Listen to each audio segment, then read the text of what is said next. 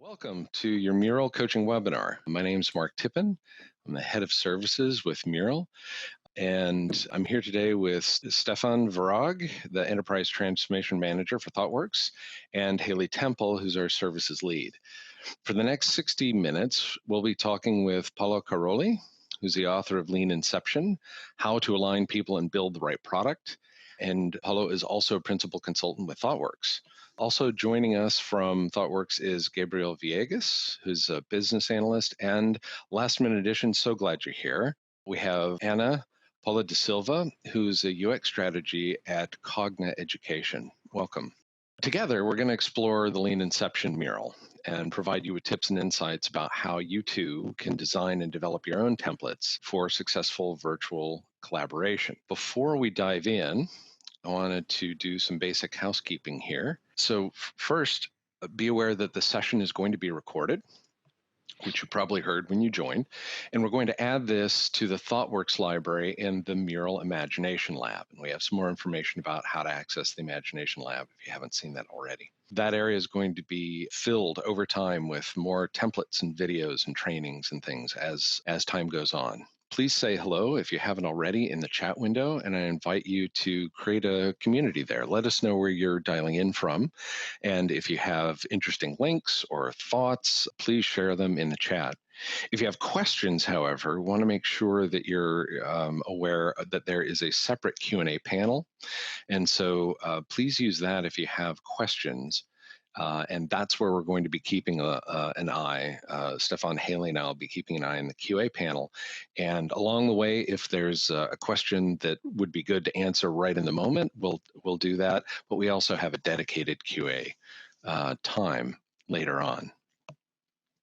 And with that, I think I'm going to hand it over to Stefan. You can introduce our guests and tell us a little bit more about Thoughtworks and Mural and what's happening here. Yeah, thank you, Mark, and thank you, Haley. So I also just want to start by thanking Thoughtworks for over the past 6 or 7 months. Thoughtworks has sprouted up in Mural in small little teams.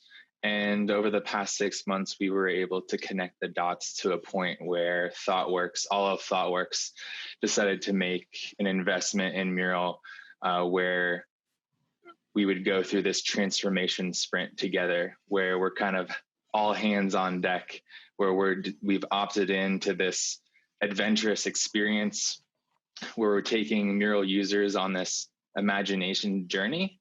And we have events to highlight the ways of working inside of Thoughtworks along the way, so we can encourage more collaboration every day inside of Thoughtworks.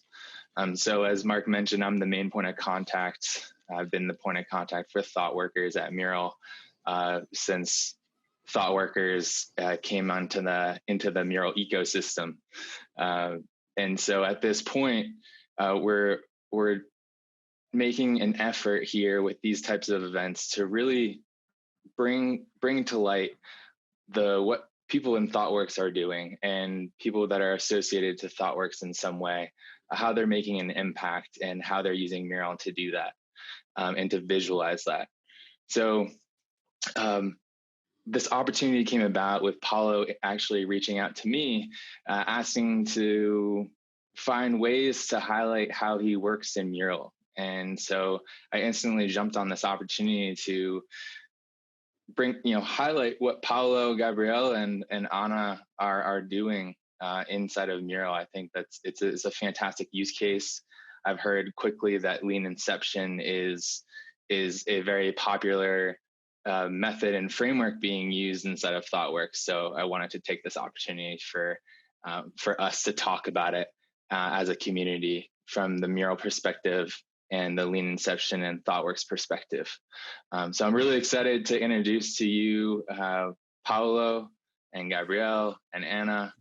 So Paolo, I'll actually turn it over to you to welcome all of us. Hey, thank you, Stefan. Thank you, Mark. Okay, it's a pleasure to be here, and I'm glad to share a little bit more about Lean Inception with our community. In fact, Thoughtworks is very good on sharing information. I think Thoughtworks is a great software delivery company, but one thing we do really well is share the way we work and connect people in the community. I'll tell a little bit of my story and about Inception and Lean Inception, how it come to be today as this template on Mural. So I've been working for Thoughtworks for several years. I joined Thoughtworks in 2006. And since I joined Thoughtworks, I got involved into Inceptions. Inception is how we start a software project. So Agile Inception is how Agile teams start a software project. And back in those days, like 2006, 2007, I would get together on several meetings to decide and align what is this project about. But in 2011, I became an Inception facilitator in Thoughtworks.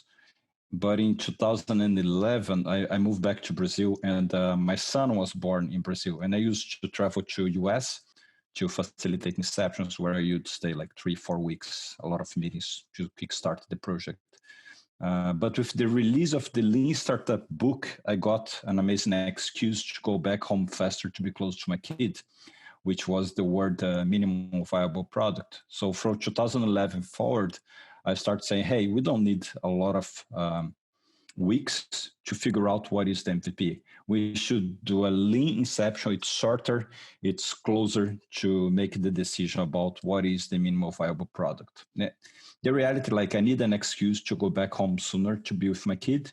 And then I got the MVP concept and say, hey, we need to learn about MVP, and I go back home faster. But after a few years, things start working really nicely, and the Lean Inception was working really well for me, for my colleagues in Thoughtworks, and for the community, especially in Brazil, where I was blogging a lot in Portuguese. So we start doing lots of Lean Inceptions. In Brazil, the community, the book was released first in Portuguese, so a lot of people in Brazil run Lean Inceptions until this year when we got COVID-19 and all the face-to-face presidential Inceptions were canceled, and we jumped into Mural. It's like, oh, this tool is amazing. We need, we still need the collaboration. We still need those post-its moving around. So we jumped into Mural, and then I started talking to the people in the community, and like, it was not only me, Ana Paula in Brazil was also using Mural. So was Gabriel Viegas. And we all start to use our own templates. So we got together and say, hey, let's unify these, let's exchange the experience and combine those templates. And that's what we did together as a group. And we came up with the Lean Inception template now on Mural. So I'm really happy because we still quick start the project in a very efficient way. We still make collaboration works. Even though we're not on the same room, we are on the same Mural room, running an amazing Lean Inception. So I'm very amazed and glad with Mural for providing us such amazing features. I would like to hear a little bit from Gabriel Viegas as well, because I'm in Barcelona, Spain right now. He's in Brazil. He and Ana Paula are in Brazil. Hey, hello. Well, I was hearing what you're saying, and I see that my LinkedIn article is linked here, and I tell a story how I met Lean Inception. It's from 2014, I think. I was on the Agile Brazil, and I was with my colleague on a lecture of Paulo Caroli, and I turned to my colleague and said, Roberto, we have to take this to Terra. Terra was the company I was working on 2014, and since then I started running a lot of Lean Inception workshops my own way. And on my first day at Thoughtworks, I met Paulo Caroli in person, and he invited me to have lunch this day. And I was like, oh my God, Paulo Caroli is calling me is inviting me to have a lunch. And then we started to work together, and he invited me to run a workshop on a client. That week I just got into Thoughtworks, and it was a lot of workshops since then. We have this culture on Thoughtworks that we share the knowledge inside and outside the company. That's really good. And I started to run these workshops internally, and we never accepted to have people distributed on the workshops. And on our reality, we have to do that because we are all remote.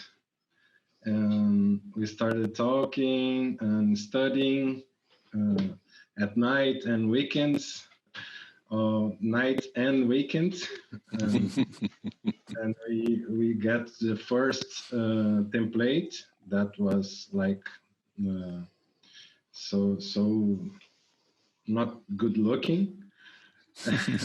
But we still run the workshops, and Paulo said to me, Viegas, we have to find another person to complete the team, and we found Ana.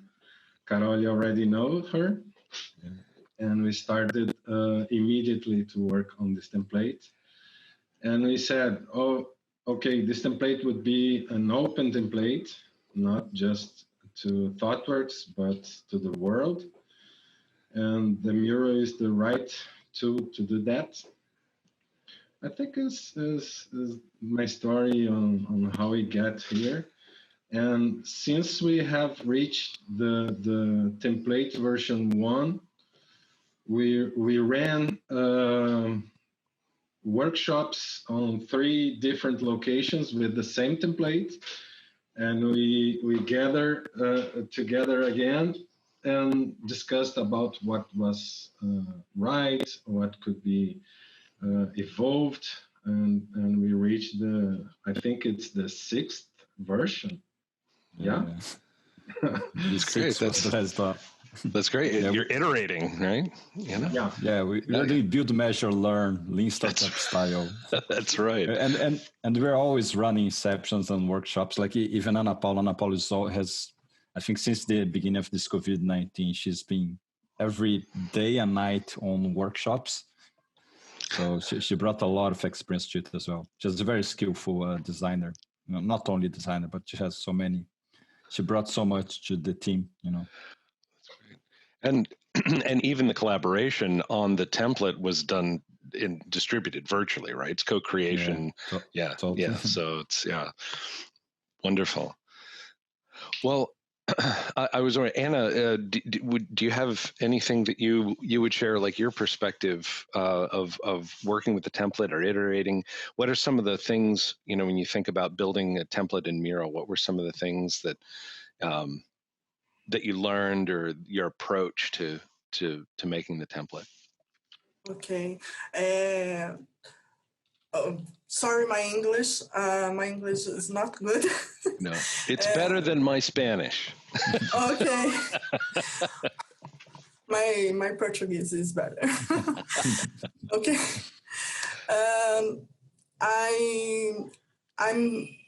I'm training in facilitator and Caroli.org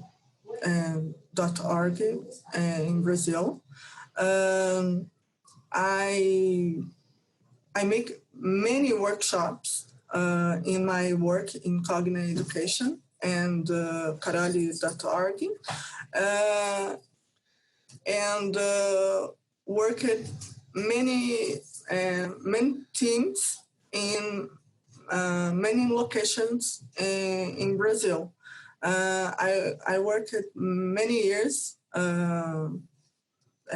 remote, and Caroli invited me in the project with Viegas, I'm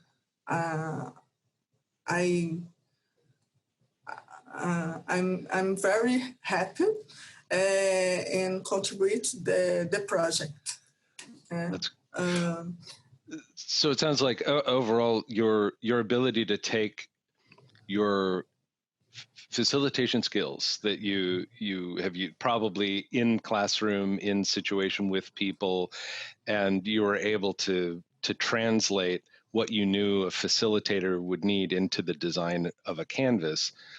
That exactly. You're pretty successful and you're pretty happy with it. Yes. Yeah. Okay, cool. It's perfect. Wonderful. Well, before we jump in and actually walk the canvas, I thought it might be helpful to ask a couple high-level questions of all three of you. So what should people know before they try and use this canvas for the first time? I asked the question in the chat, have you tried a Lean Inception yet? And people have said, nope, not yet, looking forward to it, I want to, right? So you got a lot of people that are interested in trying this template out. So what should they know in terms of what's a cohort size? When in a project should they be using this, and first time tips? Like, what are the things that you learned in your 6 iterations through the canvas that would be helpful for them to know?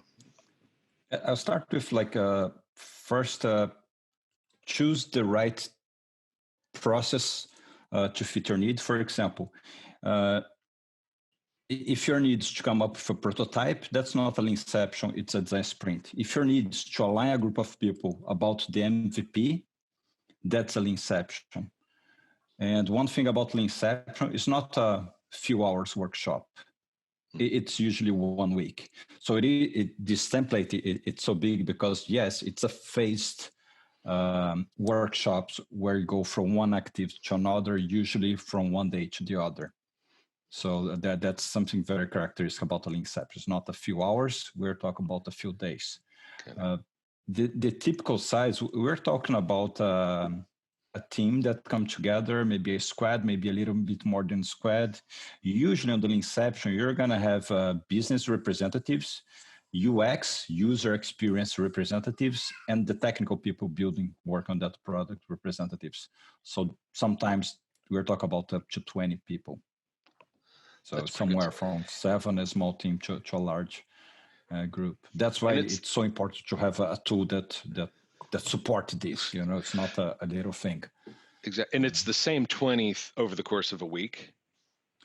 Yes, that's okay. The main idea. Like if you have stakeholders, and stakeholder, like for me, I make a joke. If you have money but you don't have time, you're a stakeholder. So you cannot be there during the whole week. Right. You come at the beginning. We're going to have a kickoff to talk about what is this initiative and what are the activities and the agenda of the Lean Inception. And as a stakeholder, you come back at the end, maybe the last day of the Lean Inception. Maybe on Friday, you schedule the time from 10 to noon, and you come back as a stakeholder. And then we're going to show you everything that happened on that Lean Inception and validate the MVP plan with you. Cool. There was you made a really good distinction between what's the difference between Lean Inception and design sprint, and the question came up, so I just wanted you to really punctuate that, because I think people might be really familiar with design sprint. They're trying to figure out how do I what's the difference. So the goal is different. They both have similar formats. They are 1 week workshop. They have a facilitator. The design sprint, then the goal is to have a prototype. And another thing that you have in design sprint, you have a decision maker. In Lean Inception, you do not have a decision maker. You want to balance out the forces, the business, the UX, and the technical force. You want to have a balance on it. And at the end of the week, or like the last activities, you're trying to find the intersection between business, UX, and technology and figure out what is the MVP. So the Lean Inception is to answer this question: what is the MVP? So together, people come together from different perspectives and try to find that intersection and create the plan for the MVP. And that plan will be very clear on the very last artifact of the Lean Inception, which is the MVP canvas. Got it. Yeah, and that question came up and you answered it, but just couldn't have been more perfect timing. Someone said, what's the goal? And you're like, it's to define the MVP. So I think that's really helpful for people to understand, the. Two weeks ago, I was a very interesting client because we had a discovery period, and at the end of the discovery period, we run a Lean Inception. We have different options. We run the Lean Inception and the team align what is the MVP. And right the week after the Lean Inception, they run a design sprint. That now that they knew what was the MVP, they have a design sprint to decide what is the prototype we're going to generate for this MVP, and they even validate with users their prototype. That client was amazing. They had an amazing UX team, and even though everybody was working remotely, they did follow amazing practice, and that project is going really well. Well, I love also that you how you bring those two together. You really start pulling in a larger set of stakeholders within an organization into the conversation appropriately, right? Not, executives, don't want to come in and get in the weeds in a prototyping session around a design sprint, right? But you're speaking a different language in Lean Inception that really allows that alignment strategically. For the people that are flying at a really high altitude, they can help influence what the best MVP would be, and then that can go into another. But everyone's starting to participate in this very collaborative, innovative way of working, which I think we're all realizing is just the way work should be done now to deal with ambiguity and complexity. Yeah, no, exactly. And there are different types of people. Like joke apart, like we do have stakeholders. So you cannot have the whole, everybody on the company on that meeting the whole time. But yeah, come at the end, and maybe you don't need everybody on the design sprint anymore. And yes, on the design sprint, you might have a decision maker, but on the Lean Inception, no, because you still wanna compare options and decide the MVP from different perspectives. That's right. And when I say decide the MVP, you decide the MVP, build something fast and put in the hands of the user. And then you have real data to validate your hypothesis, to help either validate or unvalidate, show that your hypothesis was not reaching what you thought it would reach. That's right. I'd imagine this is just like high octane fuel for successful design sprints. It's like you've done all of this work from a huge realm of possibility down to what's really constraining and well-defining in a useful way for that design sprint to be super effective. Yes, it makes it much more straight to the point of design sprint, right? You already know what you want to validate. So let's talk about the design options now. Wonderful. Well, why don't I stop screen sharing, and Gabriel, I think people are really interested in walking the canvas and seeing it in some detail. I'll stop sharing, and then you should be able to start a share. Yeah. And we'll take a look. All right, I can see it. Yeah. Okay, here we are on the template of the Lean Inception. Is obviously the English version. We have also Portuguese version, and soon we'll have Spanish. And we have this like horizontal navigation through the end of the workshop from the left to the right. Here on top of it, we have like a timeline. If I'm saying something that's not English, please help me. We have this control of the time here on the up part of the template, where everybody could know where are we, and every single vertical part of the template is like an activity, like kickoff, product vision. I'll get into each one after.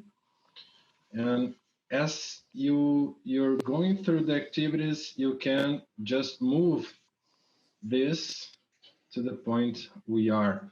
Because if you're not on the room right now, or maybe you took a breath and you want to know where are we, there's a pointer showing where are we. Maybe it's the day one on Monday. That's great. I'd like to say that was unique when you first showed me this canvas, this wayfinding for the stakeholders that might be coming in and dropping out, or maybe you're sharing just a view only link of the mural, so they can't monkey with the data, but they're checking in. They have a really easy way to figure out where things are, where the action is right now. I thought that was a really wonderful mechanism you threw in there. To get here, it was like 3 or 4 tries. Yeah. Because used to use the burn up agenda.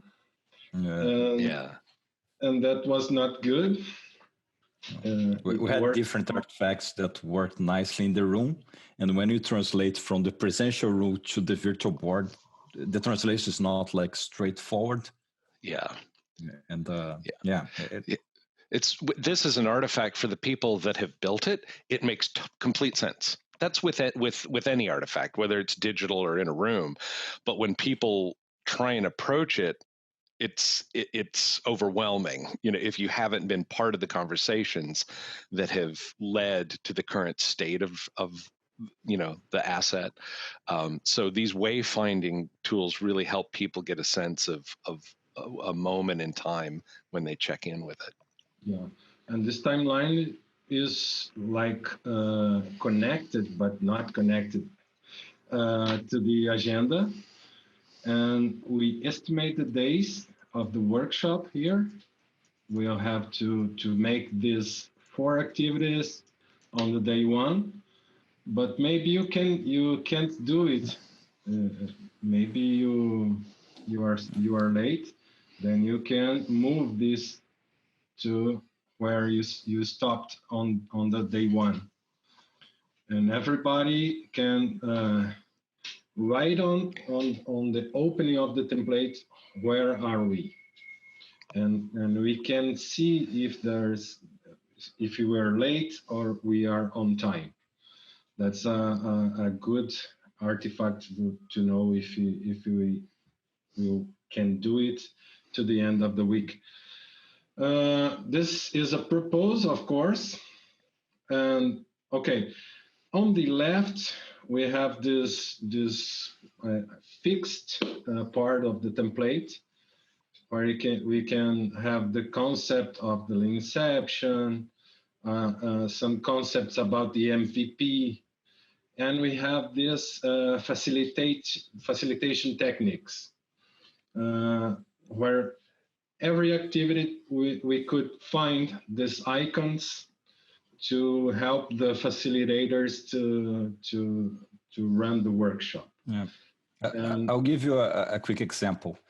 If you have 20 people, okay, in the room, I don't care if it's virtual, presential, or online as we're doing now. Sure. You cannot have 20 people talking effectively on at the same time. For example, we have the Fishbowl where only 4 people talk and the others are listeners. In one activity in the sequencer, the Fishbowl works really well. So we have tips telling you which facilitation style and technique you should use along with each activity, based on our experience of running hundreds of inceptions. So we added those tips explicitly to help the facilitators of those workshops. I love that too, because we try and reinforce this notion of giving people roles. And even in that Fishbowl example, it's really clear cut that there will be 4 people who are accepting an active role. And then the rest of the people, it's not that they have an inactive role, they just have an active listening role. And you make that distinction. And then you don't have to be a traffic, coordinator in there. It's people understand for this exercise, and they understand it in the scope of we're trying to move quickly. This is, after all, a lean inception. Mm-hmm. So giving up a little bit of direct participation, but active listening and feedback. And it's wonderful. I love that. I'll give another example. We have like a person in the spotlight. When you need everybody to follow, let's say we're all following Viegas right now. He's the person in the spotlight. So we say, hey, Viegas is the person in the spotlight. And Viegas is going to say, hey, do a follow me on Mural. And we all follow, for that active, that moment, we know what is the facilitation style we are using.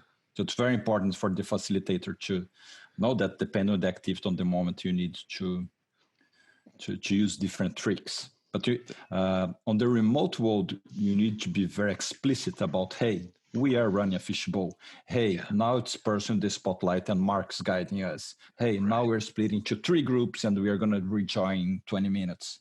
Those instructions need to be very explicit in the remote settings. Absolutely. And I appreciated that as well when we actually get into some of the content in the canvas.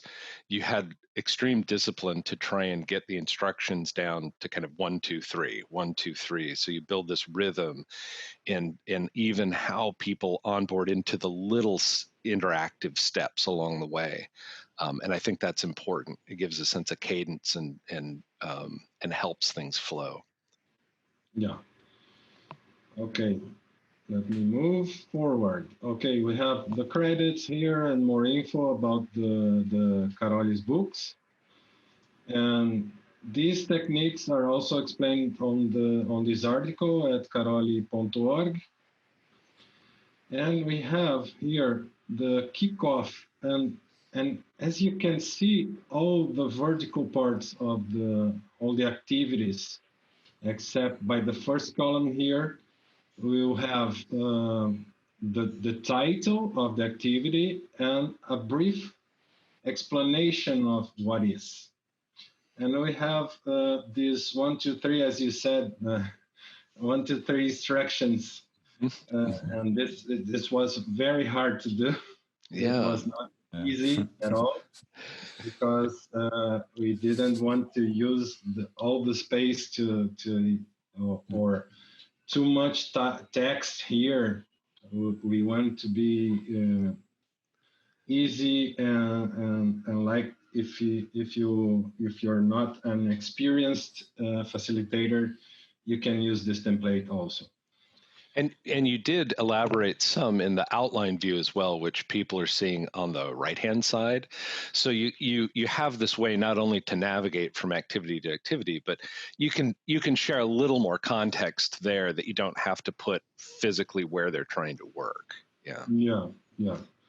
Here we have on the outline we have also the instructions that we have here. We don't have the 1, 2, 3 on the outline, but in some activities you have some details that you don't have on the screen or on the Mural, just on the outline. That complements the navigation where you are focusing on the activity, and maybe you can check some rules here on the outline. It was very helpful for people who don't know how to facilitate, or is going to be the first facilitation. I wanted to pause just for a second, because I think for people that have never played with Mural before, this might look, and of course you've iterated on this 6 or 7 times, but I just wanted to highlight quickly that everything people are looking at here are basic shapes and text objects and things. It's very simple pieces that you drag, and you can change the size of text, or you can add icons from the noun project, and so you don't have to be a fantastic artist.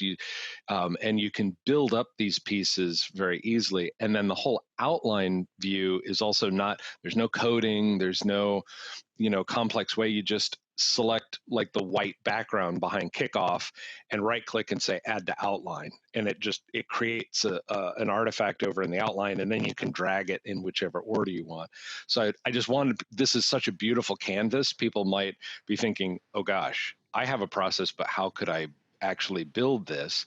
And it definitely helps if you have a design sense, if you have an information architecture, a hierarchy about what needs to be big so that you can see it when you're zoomed out versus detail, and you have a sense of scale and position and alignment. Those kind of basics really help, but it's not rocket science. It's not like coding a web page to do this. It's very, just WYSIWYG, playing with shapes and Lego pieces kind of thing. Yeah, I agree. But thinking, and we had Anna helping us specifically. Viegas is laughing. I like you said, if you have a design style, it's, sometimes me and Viegas were like purple with yellow and red, and I don't know, like we made some weird combinations that I'm glad, in the team we have someone with better design style than ours. It is pretty easy to do a quick build.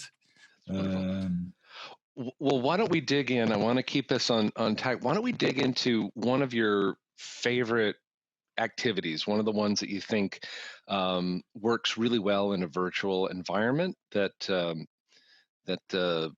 people might be wondering, I could see how I do that in a room with a whiteboard or something. How does that work online? Maybe there's an activity that you think will help.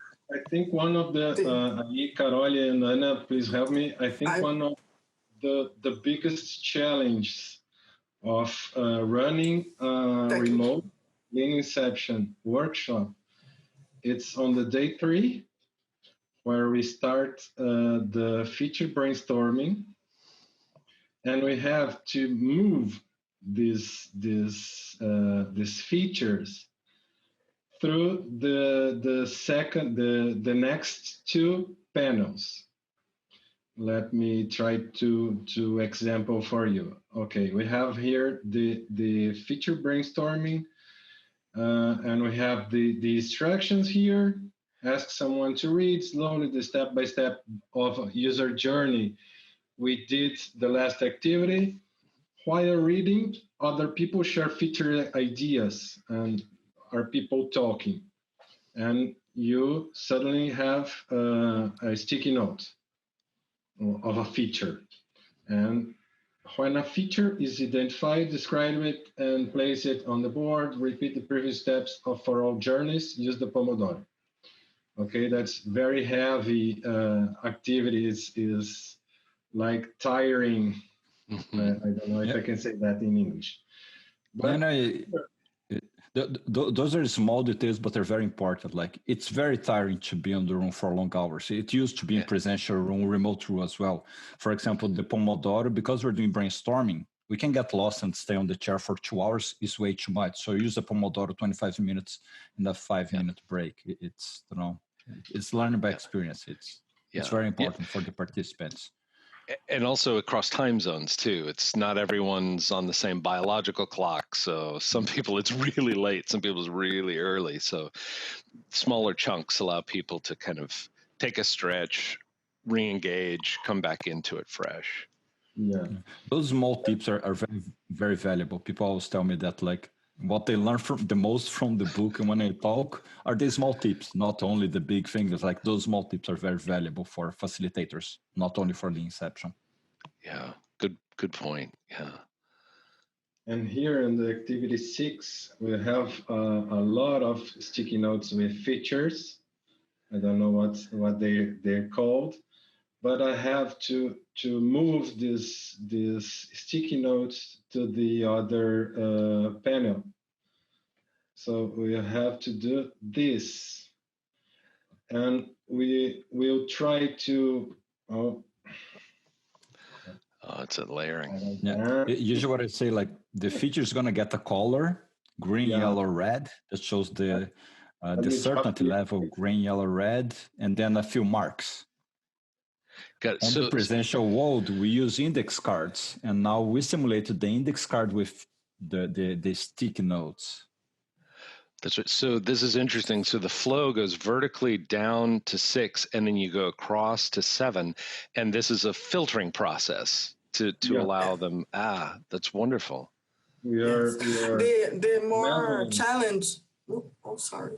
No, go for it. Yeah. The more challenge in this activity 7 is the move 2 cards together, and we use the free form with title, add stick note. So we have here, it's the free form areas that Anna is talking about. it's like they are playing like sticky notes, but they are cards indeed. And we have this feature too, and we ask the team about the feature too. Do we know what to do? What is this feature? And you have this classification here, this grade, low, medium, or high. And if we know exactly what to do, it's going to be on this part. And if we know how to do it in technical terms, and if we know what is this feature and how to do this feature, it will get a green card. And I have to do this like this. It's on a green card. So like this green card is a free-form area. The sticky note goes together. They move around. Mm-hmm. And we are trying to define the effort of doing this, how connected to the business this feature are, and if the users are going to love it. Like how much the user love it. Similar face-to-face workshop. I absolutely see that's a completely unique mechanism too. I've never seen before, and I've seen a lot of crazy stuff in Mural. But that taking an idea, giving it the context by putting it in one of those areas that has a color, everyone makes decisions step by step, and the visuals that you're giving them reinforce the agreement, the incremental agreement as everyone moves and advances. And that context is so helpful when we're trying to evaluate the multiple dimensions of any particular feature. The funny is that we have those cards physically. Yeah. Yeah. Yeah. There you go. I might have some here. We have those index cards physically. You use the Post-its, the sticky notes, like I am doing here. Absolutely. It's the same. Well, I absolutely love that there is a way for you to have something that works so effectively when you're all in a room together, and you found a way to translate that. That to me it's a really wonderful example of working with the tool because your intention is to have the context for a group of people, and you've found a really clever way to use what was available to do that. I think that's... And the next step of this activity is to the next vertical panel, where is the sequencer, because if you leveled all the features, now we have to make a logical sequence of it. And we have to move to, oh my God, sorry, it's a live demo. Just 1 second. Just people scratching their heads going, what's happening? It's there are layers. Everything's on a layer in Mural. So part of building templates is making sure that once you have your game board, that you just move everything to the back, and then the new content will float on top. So it's a very, very common thing when you have all of these different pieces that can sit on top or behind. But yeah.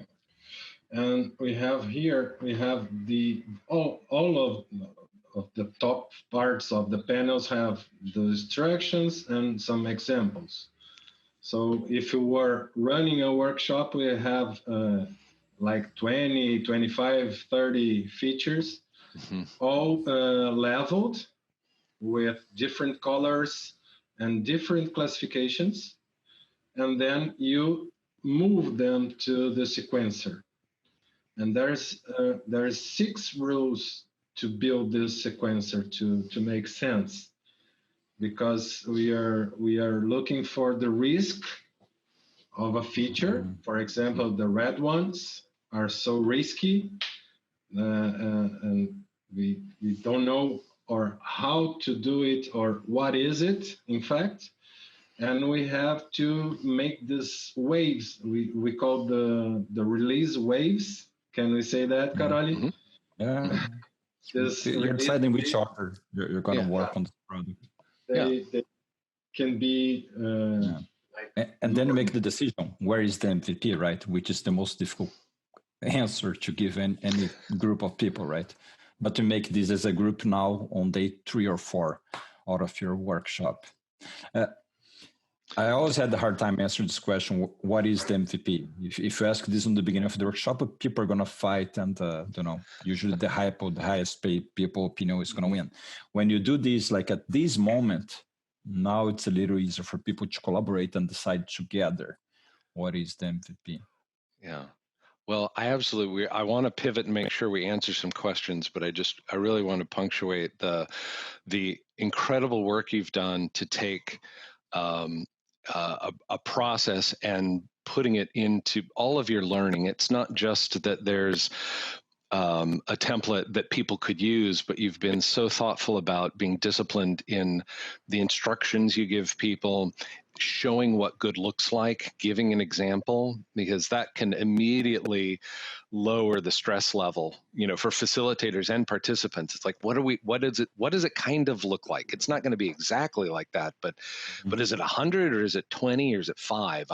Give me some sense of scale before we go into this exercise. And then you distribute the excellent participation, because the group has at least a general sense of where we're going in each one of these steps. And I bet people are pretty excited by the end of this. And team trust, psychological safety, all of that stuff just comes along for the ride. Yeah. Yep. Yeah, exactly. You described it.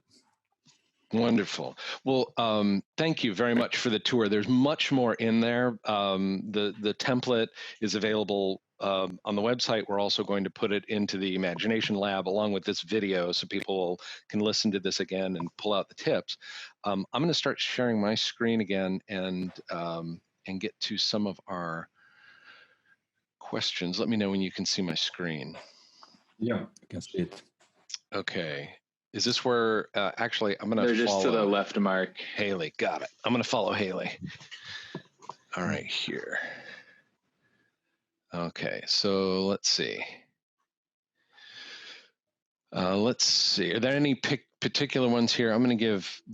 I actually would love to lead with a question to Gabriel to follow up from what you were just talking about. The session that I got to observe when I was a fly on the wall, what are some of the things that you learned that went super well running this with your team inside of Thoughtworks? What are some of the things that you learned that went super well, or I guess in general, what did you learn by using this Lean Inception and Mural with this team at Thoughtworks, who many of them were new to Mural, it seemed like?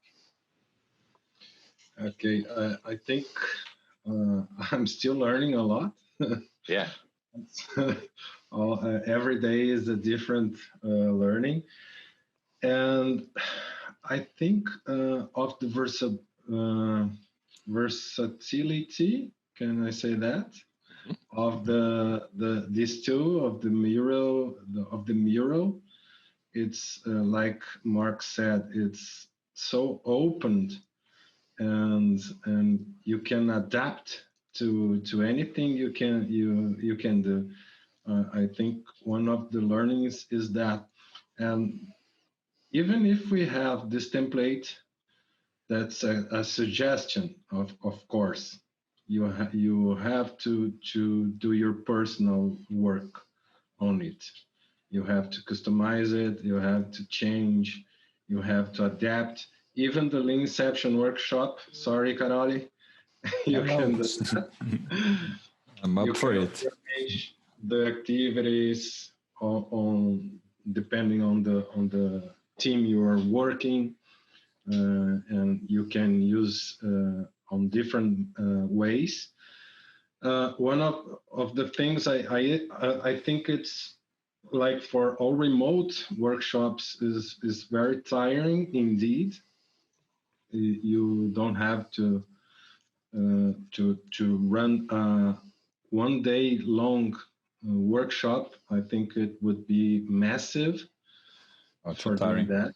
Too hard. Too much. Yeah.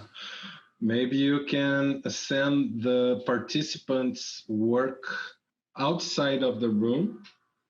I'm trying to do that, like doing the personas or user journeys. You can make this suggestion, make these activities outside the room. After that, we just see what was the job done. I think it's. I'm talking a lot. Sorry. It's good. You're excited with it. It's Let's. One thing about the template, to get it and customize it. I do this a lot, right? It's not because don't be ashamed of getting it and change one active, then adding another one, and it's pretty easy to do it in Mural. That's right. Well, I'd say also, for people that take the template, that's I really appreciate you saying it's a suggestion. It's a starting point, and I think we're it's so robust and rich as it is, but it can, people, as they get their particular facilitation style, or they're working with teams that maybe are very fluid in something where there's a lot of interstitial steps, because that was a challenge, but as they get better at it, there are ways where you could collapse a little bit of it with a team that's experienced. All these pieces can be, moved around, collapsed. You can save multiple versions of it and have different kind of go-to, ways to facilitate. If you start using this externally with customers too, there might be one where you want to white label and brand and do all that kind of stuff for it. And then there's kind of maybe a kind of quick and dirty version that you're using with your teams internally, but using part of it. Maybe there's a really good mechanism here that could be used in a team stand-up or something, right? So it becomes this wonderful, flexible parts bin for shaping conversations. All right, so I want to be mindful. We've got about 4 minutes left. I think what we may do is try and capture some answers to the Q&A offline. Maybe if we could get that, we'll plug it into the Mural, and this Mural from our presentation here will also make sure is available inside the Imagination Lab, so people can get access to this along with the video recap. To that point, I wanted to make sure people are aware what we're talking about when we say the Mural Imagination Lab.